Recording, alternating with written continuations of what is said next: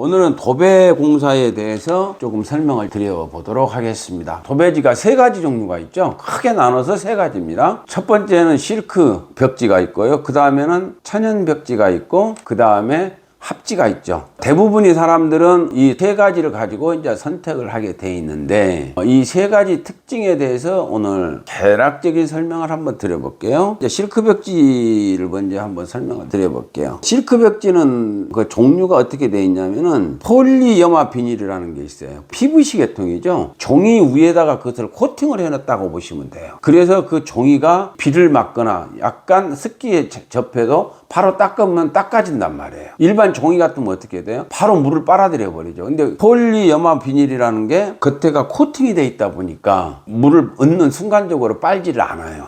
이게 특징이에요.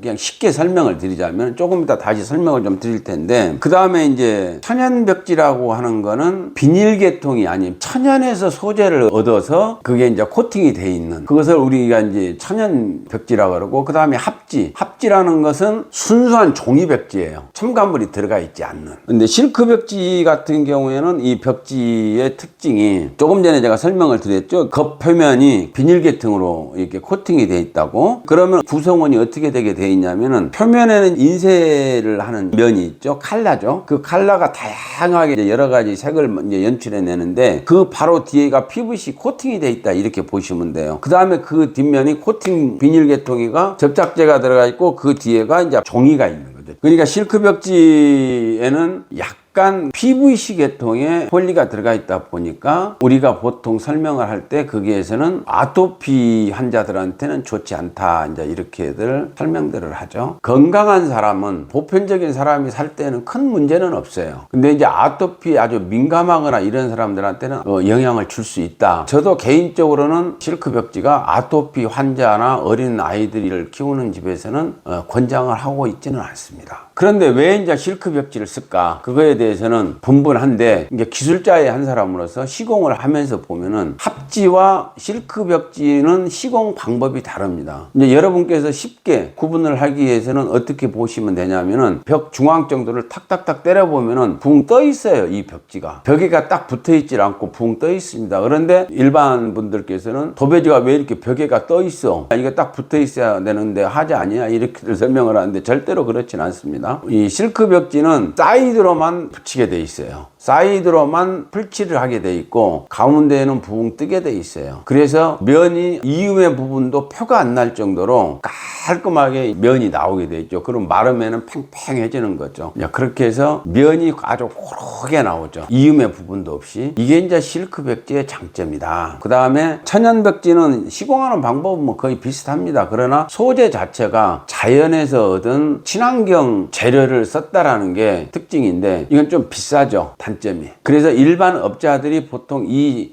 도배지는 많이 쓰지는 않아요. 그러나 이제 건축주가 특별히 나는 이런 자재를 꼭 좀 써야 되겠다, 우리 가족 중에서는 환자나 아니면 피부에 민감한 가족이 있어서 친환경 자재를 꼭 써야 되겠다, 이렇게 할 때는 건축업자하고 합의를 보셔가지고 그 자재의 구입 비용만 추가로 더 줄 테니 이걸로 해주세요 그러면 안 해줘야 될 이유가 없죠, 건축업자는. 그 다음에 이제 합지벽지는 순수한 종이벽지인데, 이거는 시공 방법이 그냥 벽에다 딱 붙이는 방법이에요. 전체 도배지 후면에다 풀칠해서 전체로 붙이고 가는 방법이다. 근데 이거는 특징이 뭐냐, 여러분께서 이제 이렇게 한번 유심히 한번 봐보세요. 그러면은 도배지 이음 부분이 한 5mm씩 더블로 붙여져 있어요. 그러니까 이음 부분이 바로 표가 나게 돼 있죠. 이게 바로 이제 맞다음으로 이렇게 붙이게 되면은 다음에 마를 때 이게 벌어져요. 약간 틈이 생겨요. 그러니까 그거를 커버하기 위해서 한 5mm 정도를 이렇게 덧방 씌우듯이 이렇게 시공을 해 나가는 방식이에요. 처음에 이렇게 자세하게 봤을 때나 좀 눈에 띄지, 생활하면서 쳐다보려고 그러면 거의 다 구분이 안 됩니다. 그리고 이제 도배지를 어떻게 많이 붙이냐, 1, 2, 3, 4층 있을 때 1층은 상가죠. 2, 3, 4층이 주거 공간인데, 대부분이 4층에다가 실크 벽지를 하게 돼 있어요. 그렇게 원해요, 일반 건축주님들께서. 4층은 주인 세대니까 실크 벽지로 가고, 2, 3층은 합지로 가자, 이렇게 얘기들을 많이 해요. 그리고 건축업자들도, 저도 그렇게 권장을 많이 해 드리기는 해요. 근데 저는 이제 여기에서 어떻게 좀 특이하게 설명을 드렸냐면은, 4층 2층도 웬만하면은 합지로 가시죠.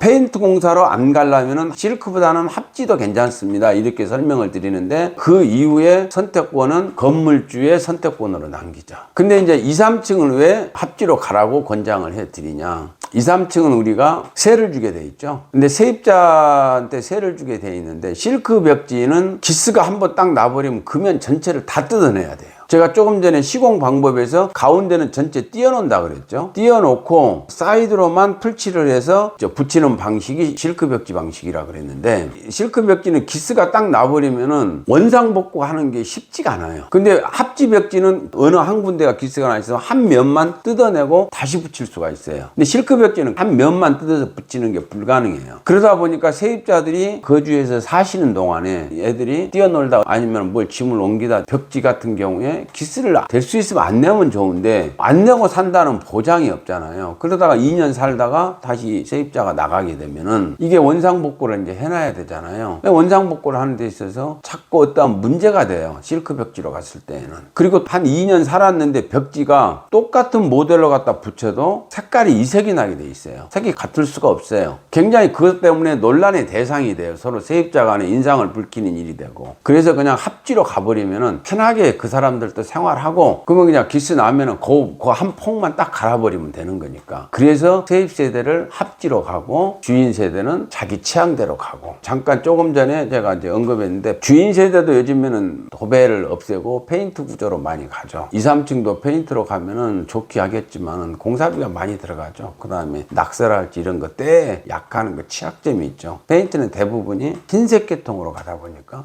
근데 이제 4층 같은 경우에는 자기 건물이고 건물 주인들이 와서 사시기 때문에 유지 관리를 굉장히 신경을 좀 많이 쓰신다고 봐야 되겠죠. 페인트로도 요즘에는 좀 많이 가고 있다. 오늘은 도배 관련된 설명을 좀 드렸는데, 도배 관련돼서는 특별한 기술력이나 뭐 이런 것은 요하지는 않아요. 다만 자재를 선정을 하는 데 있어서 저 같은 경우에는 건물주의 의견을 거의 존중을 해드려요. 그리고 그분들을 꼭 모시고 나와가지고 샘플링 보면서 컬러를 결정을 하는데, 기술자 입장에서는 설명이 뭐가 필요하냐면은 처음 집을 짓고 있는 건물주들은 도배지를 고를 경우에 딱 도배지 하나만 보고 골라요. 그게 좀 특징이죠. 나는 이 컬러가 좋아. 이것만 보고 골라요. 그래서 그 건축주한테 그 이상의 우리 기술자들이 설명을 안 하고 네, 이걸로 해드릴게요. 이제 이렇게 시공을 했어요. 그 다음에 또 이제 싱크대를 골라요. 싱크대를 고를 때 똑같은 방식으로 고르죠. 건물주들은. 나 이 컬러가 좋아요. 그럼 그 컬러로 결정을 했어요. 집을 지어놓고 나니까 어떤 문제가 생겨요? 도배지는 도배지대로 따로 놀고, 싱크대는 싱크대대로 따로 놀고, 문짝 컬러는 문짝 컬러대로 따로 놀고, 이런 문제가 생겨요. 이 설명을 왜 드리냐? 건물주 분들께서 도배지 컬러를 고른다거나 문짝을 고른다거나 싱크대를 고른다거나 이럴 때 저같이 시공 건물을 짓고 있는 기술자들이 이 컬러보다는 이 컬러로 가시는 게 더 저는 좋을 것 같아요. 그러면은 왜 그러는지를 물어보세요. 이 컬러가 보다 이게 더 나은 것 같습니까? 이렇게 물어보시면은 부연 설명을 아마 해줄 거예요. 그렇게 해서 도배지를 고르거나 이러면은 다음에 건물이 다 지어졌을 때 건물 내부에서 굉장히 온화하고 색깔이 서로 트러블이 안 생기고 편안한 분위기를 연출시킬 수 있는 그런 집이 완성되지 않을까.